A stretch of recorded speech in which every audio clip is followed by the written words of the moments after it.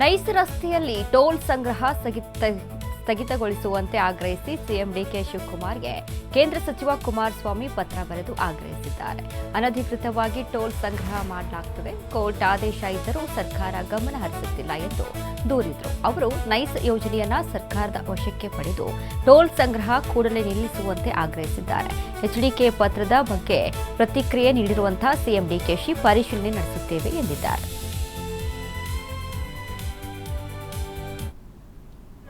ಕಾನೂನು ಏನ್ ಹೇಳ್ತದೋ ಕಾನೂನಂತೆ ನಾವೆಲ್ಲ ಸೇರಿ ಕೆಲಸ ಮಾಡಬೇಕು. ಕಾನೂನು ಏನ್ ಹೇಳ್ತದೆ ಅದ್ರ ಮನಕ್ಕೆ ಮಾಡಬೇಕು. ಪತ್ರ ತಂದು ಕೊಟ್ಟಿದ್ದಾರೆ ಅಂತ ಹೇಳಿದ್ರು ನಾ ಇನ್ನ ನೋಡಿಲ್ಲ, ನಾನು ನೋಡ್ತೀನಿ. ಕಾನೂನು ಏನ್ ಹೇಳ್ತದೋ ಕಾನೂನಂತೆ ನಾವೆಲ್ಲ ಸೇರಿ ಕೆಲಸ ಮಾಡಬೇಕು. ಕಾನೂನು ಏನ್ ಹೇಳ್ತದೆ ಅದ್ರ ಮನಕ್ಕೆ ಮಾಡಬೇಕು. ಪತ್ರ ತಂದು ಕೊಟ್ಟಿದ್ದಾರೆ ಅಂತ ಹೇಳಿದ್ರು ನಾ ಇನ್ನ ನೋಡಿಲ್ಲ, ನಾನು ನೋಡ್ತೀನಿ. ಕಾನೂನು ಏನ್ ಹೇಳ್ತದೋ ಕಾನೂನಂತೆ ನಾವೆಲ್ಲ ಸೇರಿ ಕೆಲಸ ಮಾಡಬೇಕು. ಕಾನೂನು ಏನ್ ಹೇಳ್ತದೆ ಅದ್ರ ಮನಕ್ಕೆ ಮಾಡಬೇಕು. ಪತ್ರ ತಂದು ಕೊಟ್ಟಿದ್ದಾರೆ ಅಂತ.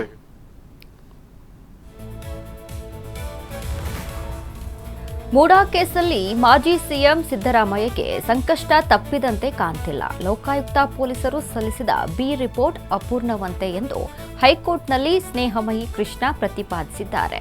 ಈ ಹಿಂದಿನ ಆದೇಶ ರದ್ದು ಮಾಡುವಂತೆ ನ್ಯಾಯಾಲಯಕ್ಕೆ ಮನವಿ ಮಾಡಿದ್ದಾರೆ.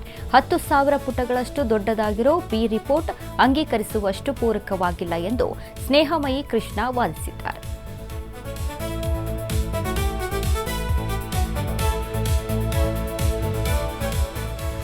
ಆರ್ಎಸ್ಎಸ್ ಎಂದಿಗೂ ನೋಂದಣಿಯಾಗುವುದಿಲ್ಲ. ಆದರೂ 100 ವರ್ಷಗಳಿಂದ ನಿಸ್ವಾರ್ಥ ದೇಶ ಸೇವೆಯನ್ನ ಮಾಡಿ ಜನರ ವಿಶ್ವಾಸವನ್ನ ಗಳಿಸಿದೆ ಎಂದು ಬಿಜೆಪಿ ಮುಖಂಡ ಬಿಎಲ್ ಸಂತೋಷ್ ಹೇಳಿದ್ದಾರೆ. ಸಂಘ ರಿಜಿಸ್ಟ್ರೇಷನ್ ಮಾನದಂಡ ಅಲ್ಲ, ಪ್ರಿಯಾಂಕ್ ಖರ್ಗೆ ಅವರೇ ಎಲ್ಲದಕ್ಕೂ ಮಾನದಂಡ ಅಲ್ಲ. ನಿಮ್ಮ ಕುಟುಂಬ ಗುಲ್ಬರ್ಗಕ್ಕೆ ಓಡಿ ಬಂದು ಜೀವನ ಕಟ್ಕೊಂಡಿದೆ. ರಜಾಕರ್ ದಾಳಿಗೆ ಹೆದರಿ ಆಗ ನಿಮ್ಮಪ್ಪ ಮಲ್ಲಿಕಾರ್ಜುನ್ ಖರ್ಗೆ ಓಡೋಡಿ ಬಂದ್ರು. ನೀವು ನಿಮ್ಮ ಕುಟುಂಬ ಇಲ್ಲಿ ನೆಮ್ಮದಿ ವಾಸ ಮಾಡೋಕೆ ಹಿಂದೂಗಳು ಕಾರಣ. ಅವತ್ತು ನೀವು ಓಡಿ ಬಂದ ದಿನ ರಜಾಕರರ ವಿರುದ್ಧ ನಿಂತಿದ್ದು ಇದೇ ಆರ್ಎಸ್ಎಸ್. ಆಗ ನಿಮ್ಮ ಪೊಲೀಸರು ಬಂದಿಲ್ಲ, ನಿಮ್ಮ ರಾಜಕಾರಣಿಗಳು ಬಂದಿಲ್ಲ. ಇದೇ ಆರ್ಎಸ್ಎಸ್ನ ಹುಡುಗರು ರಸ್ತೆಗಳಲ್ಲಿ ನಿಂತಿದ್ರು. ಇದನ್ನ ನೀವು ನೆನಪಿಟ್ಟುಕೊಳ್ಳಬೇಕು ಎಂದು ಸಂತೋಷ್ ಹೇಳಿದರು.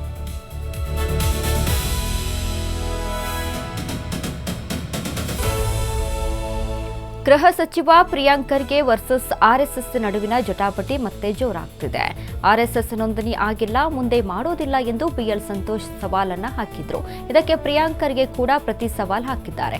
ಮುಂದೆ ನೋಡೋಣ ಅಂದಿದ್ದಾರೆ. ಅಲ್ಲದೆ ನಮ್ಮ ಫ್ಯಾಮಿಲಿಯನ್ನ ರಕ್ಷಿಸಿದ್ದು ಸೇನೆಯವರು, ಆರ್ಎಸ್ಎಸ್ ಅಲ್ಲ. ಖರ್ಗೆ ತಿರುಗೇಟು ನೀಡಿದ್ದಾರೆ. ಬಿಎಲ್ ಸಂತೋಷ್ಗೆ ಇತಿಹಾಸ ಗೊತ್ತಿಲ್ಲ. ಖರ್ಗೆ ಕುಟುಂಬ ಬೀದರ್ನಿಂದ ಬಂದಾಗ ಆರ್ಎಸ್ಎಸ್ ಕಾರ್ಯಕರ್ತರು ರಕ್ಷಣೆ ಮಾಡಿದ್ದಾರೆ ಎಂದಿದ್ದಾರೆ. ನಮ್ದು ಬಿಡಿ, ಇವರು ಯಾವ ಸ್ವಾತಂತ್ರ್ಯ ಹೋರಾಟದಲ್ಲಿ ಪಾಲ್ಗೊಂಡಿದ್ದಾರೆ? 5 ಜನ ಆರ್ಎಸ್ಎಸ್ ನಾಯಕರ ಹೆಸರು ಹೇಳಲಿ ಎಂದು ಪ್ರಿಯಾಂಕ್ ಖರ್ಗೆ ಗುಡುಗಿದ್ರು.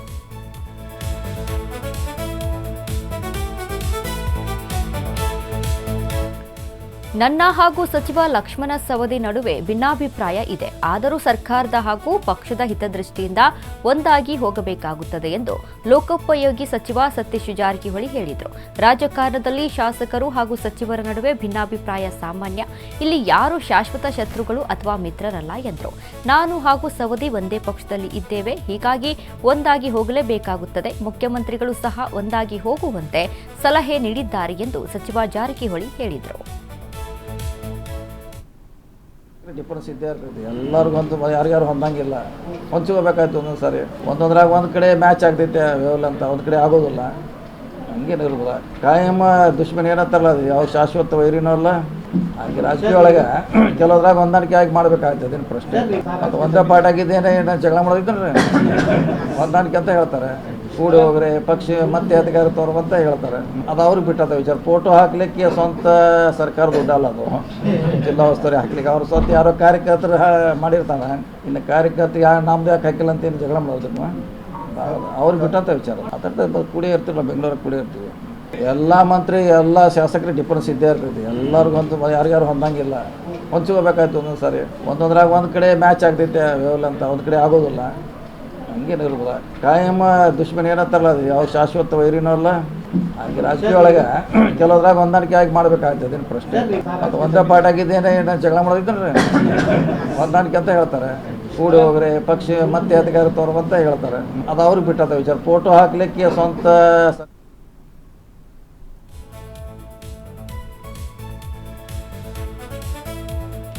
ರಾಜ್ಯಾದ್ಯಂತ 72,186 ಹುದ್ದೆ ಭರ್ತಿ ಮಾಡುವ ಪ್ರಕ್ರಿಯೆಗೆ ನಮ್ಮ ಸರ್ಕಾರ ಈಗಾಗಲೇ ಚಾಲನೆ ನೀಡಿದೆ.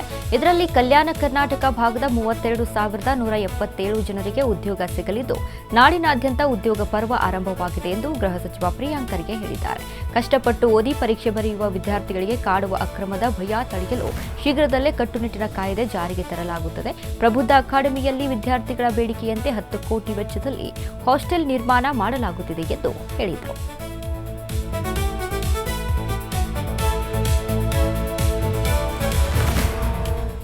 ಹನೂರು ಬಳಿ ಅರಣ್ಯ ಸಿಬ್ಬಂದಿ ಗುಂಡೇಟಿಗೆ 3 ಬಲಿ ಕೇಸ್ ಸಂಬಂಧ ಮ್ಯಾಜಿಸ್ಟ್ರೇಟ್ ತನಿಖೆಗೆ ಚಾಮರಾಜನಗರದ ಡಿಸಿ ಆದೇಶಿಸಿದ್ದಾರೆ.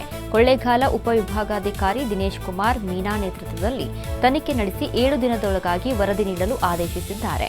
ಘಟನೆ ಬಗ್ಗೆ ಹನೂರಿನಲ್ಲಿ ಎಸಿ ದಿನೇಶ್ ಕುಮಾರ್ ಮೀನಾ ಪ್ರತಿಕ್ರಿಯೆ ನೀಡಿದ್ದು, ಚಾಮರಾಜನಗರ ಜಿಲ್ಲಾಧಿಕಾರಿ ತನಿಖೆಗೆ ಆದೇಶಿಸಿದ್ದು, ಈಗಾಗಲೇ ತನಿಖೆ ಆರಂಭವಾಗಿದೆ. ಮಹಜರು ಕಾರ್ಯ ಆಗಿದೆ. ಮರಣೋತ್ತರ ಪರೀಕ್ಷೆ ವರದಿ ಬಳಿಕ ರಿಪೋರ್ಟ್ ಸಲ್ಲಿಕೆ ಮಾಡಲಾಗುವುದು ಎಂದರು.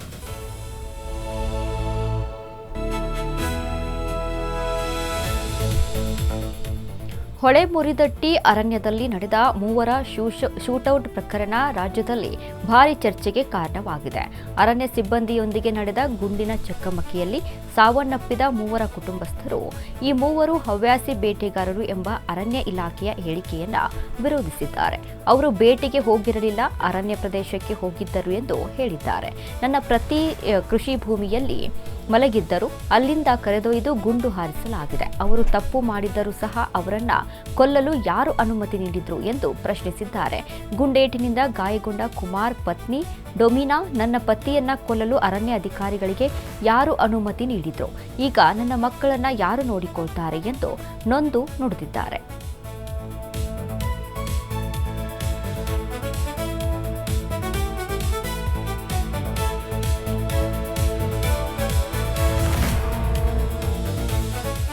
ಬೇಟೆಗಾರರ ಎನ್ಕೌಂಟರ್ ಪ್ರಕರಣಕ್ಕೆ ಸಂಬಂಧಿಸಿದಂತೆ ಕುಟುಂಬಸ್ಥರ ಮನವೊಲಿಕೆಗೆ ಪೊಲೀಸರು ನಡೆಸಿದ ಸಂಧಾನ ವಿಫಲವಾಗಿದೆ. ಪ್ರತಿಭಟನೆ ಜೋರಾಗಿದೆ. ಹನೂರು ಠಾಣೆ ಬಳಿ ಭಾರೀ ಹೈಡ್ರಾಮಾ ನಡೆದಿದ್ದು, ವಾಹನಗಳನ್ನು ತಡೆದು ಗ್ರಾಮಸ್ಥರು ಪ್ರತಿಭಟನೆ ನಡೆಸಿ ಆಕ್ರೋಶ ಹೊರಹಾಕಿದ್ದಾರೆ. 2 ಭಾಗದ ರಸ್ತೆಯನ್ನ ತಡೆದು ಪ್ರತಿಭಟನೆ ನಡೆಸಲಾಗುತ್ತಿತ್ತು. ಮೃತರಿಗೆ ನ್ಯಾಯ ಕೊಡಿಸಬೇಕು ಅನ್ನೋ ಕೂಗು ಜೋರಾಗಿದೆ. ಆಗ್ರಹ ಪ್ರತಿಭಟನಾಕಾರರು ಪೊಲೀಸರ ಮೇಲೂ ಹಲ್ಲೆಗೆ ಯತ್ನಿಸಿದ್ದಾರೆ. ಪೊಲೀಸರು ಪ್ರತಿಭಟನಾಕಾರರ ನಡುವೆ ಎಳೆದಾಟ ನಡೆದಿದ್ದು, ಇನ್ಸ್ಪೆಕ್ಟರ್ ಆನಂದಮೂರ್ತಿ ಮೇಲೆ ಹಲ್ಲೆ ಮಾಡಲಾಗಿದೆ. ಹಲ್ಲೆ ಮಾಡಿದ 5ರನ್ನ ಠಾಣೆಗೆ ಎಳೆದೊಯ್ದಿದ್ದಾರೆ. ಹೋರಾಟ ಜೋರಾಗಿದ್ದು, ಪರಿಹಾರಕ್ಕಾಗಿ ಕುಟುಂಬಸ್ಥರು ಪಟ್ಟು ಹಿಡಿದಿದ್ದಾರೆ.